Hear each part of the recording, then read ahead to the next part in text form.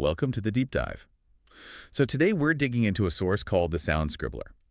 It's got some really interesting practical ideas about unlocking English proficiency. Right. Getting better at English. Exactly. Yeah. And our mission here, well, it isn't just listing why English matters. I think most people get that. Yeah, kind of. It's more about pulling out the really key stuff on, why it's so valuable today and, crucially, how you can actually start or really improve your skills without it feeling overwhelming.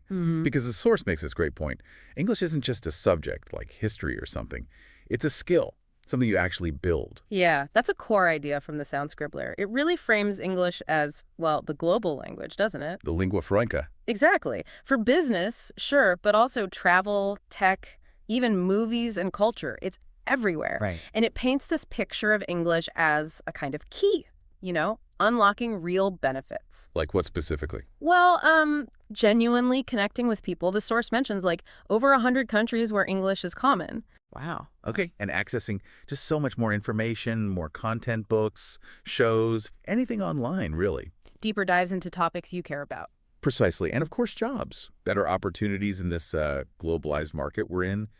The source really talks about the power of English for clear communication and for traveling without that fear, That connection and access part is really compelling. But, okay, beyond the why, which the Sound Scribbler seems to lay out pretty clearly, the big hurdle for lots of people is the how. The practical side. Yeah. What concrete steps does it suggest? Things someone can actually do, maybe if they're just starting or want to improve significantly, but without needing a strict textbook or some expensive course. That's a great question. And honestly, the Sound Scribbler keeps it remarkably simple.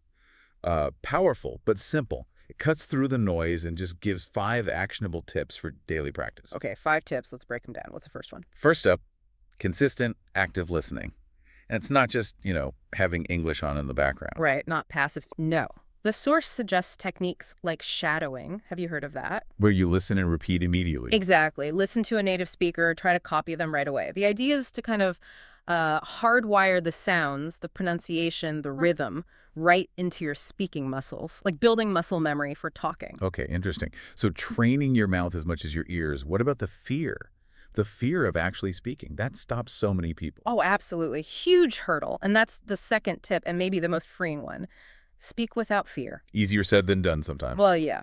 But the Sound Scribbler gets into the psychology. It suggests that trying to be perfect, that's often the biggest block. Perfectionism. Right. So it champions progress over perfection. Just make attempts. Speak consistently. Even if it's messy. Talk to friends, family, even just talk to yourself out loud about your day. Narrating your life. Sort of. The point is, every word you speak, even every mistake you make, it's a step. It builds fluency, builds confidence. Mistakes aren't failures. They're just feedback. Data points. I like that framing. Mistakes is feedback. Okay, so listen actively, speak fearlessly. What other daily habits does it recommend for vocab and understanding? Okay, number 3. Learn just 5 new words daily. Only 5, not like 50. Just 5. Seems small, but the key part, according to the source, is using them immediately. Make your own sentences with them right away. So active application, not just memorizing a list. Exactly. It makes the words stick. Makes them part of your actual working vocabulary. Then 4th, it really pushes watching English shows with subtitles. Okay, lots of people do that for fun anyway. Right, but it's not just fun, it's a learning tool.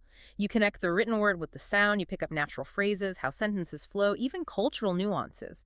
Helps pronunciation and understanding at the same time. Makes sense. And the 5th tip? The 5th one is something people often skip. Record yourself speaking. Oh, like on your phone? Yep. Just talking to your phone, maybe read something, then listen back.